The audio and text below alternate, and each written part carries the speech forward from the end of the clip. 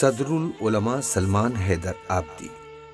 صدرالعلماء مولانا سید سلمان حیدر آبدی 26 جمادی الاولیٰ سن 1357 ہجری سرزمین نوگاما سادات ضلع مراد آباد صوبہ یوپی کے ایک علمی گھرانے میں پیدا ہوئے۔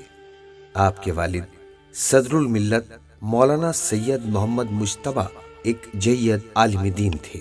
آپ اس علمی گھرانے سے تعلق رکھتے تھے جس کا فیضان صدیوں سے جاری ہے۔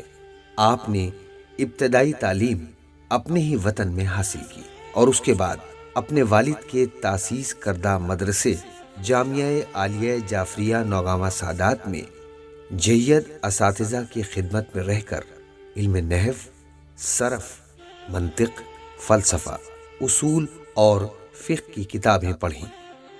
صدرالعلماء نے سن 1959 عیسوی میں نجف اشرف کا رخ کیا۔ وہاں رہ کر بزرگ اور جید اساتذہ کے سامنے زانوئے ادب طے کیے اور دروس فقہ و اصول کو 6 سال کی مدت میں تکمیل کیا۔ مولانا سلمان حیدر سن 1965 عیسوی میں حوزہ علمیہ نجف اشرف کو ترک کر کے ہندوستان واپس آئے اور تبلیغ و تدریس میں مصروف ہو گئے۔ مولانا سلمان حیدر نے اپنی زندگی میں بہت زیادہ خدمات انجام دی۔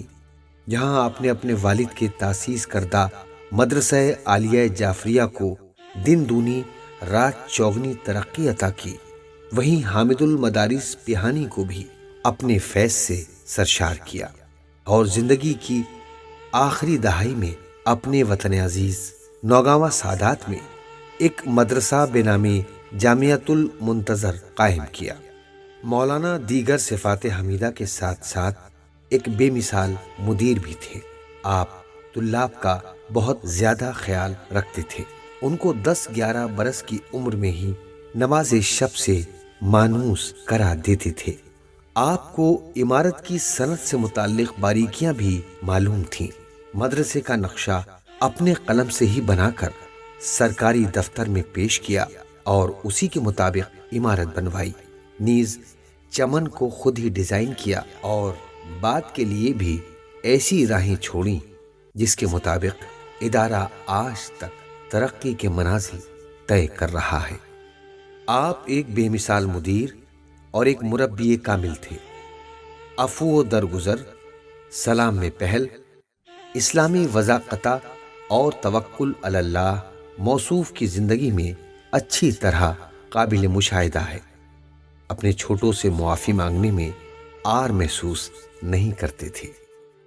اگر کسی طالب علم کی اتفاق سے سرزنش کر دی تو اسے الگ بلا کر دلجوئی فرماتے اور اسے راضی کر لیتے تھے۔ صدرالعلماء مولانا سید سلمان حیدر نے اپنی بہت زیادہ مصروفیات کے باوجود متعدد تصانیف قوم و ملت کو ہدیہ کی۔ آپ کے فرزند مولانا قرۃ العین مجتبیٰ فرماتے ہیں، صدرالعلماء سفر کی حالت میں ہوں یا حضر میں، ٹرین میں ہوں یا اسٹیشن پر، سحر کے وقت 3 بجے کاغذ لے کر تحریر کرنا شروع کر دیتے تھے۔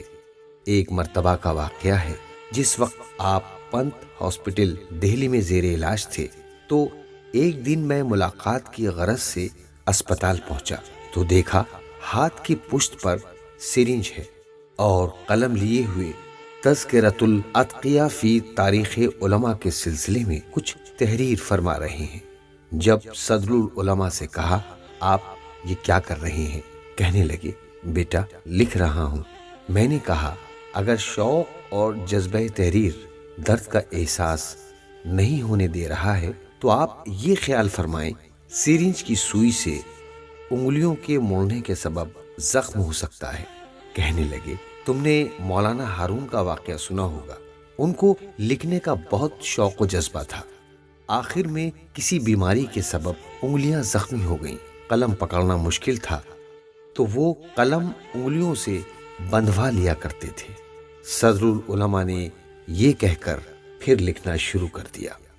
وہ یہ چاہتے تھے کہ اس کتاب کو 100 جلدوں میں تکمیل کریں، جن میں فرقہ ناجیہ، بہلول دانہ، مناقب سید الشہداء اور تکمیل تذکر بے بہا کے اسما قابل ذکر ہیں۔ اللہ نے آپ کو 8 نعمتوں اور 4 رحمتوں سے نوازا۔ موصوف نے ان کی تعلیم اور تربیت پر خاص توجہ دی اور ان کو علم و فضل سے آراستہ کیا۔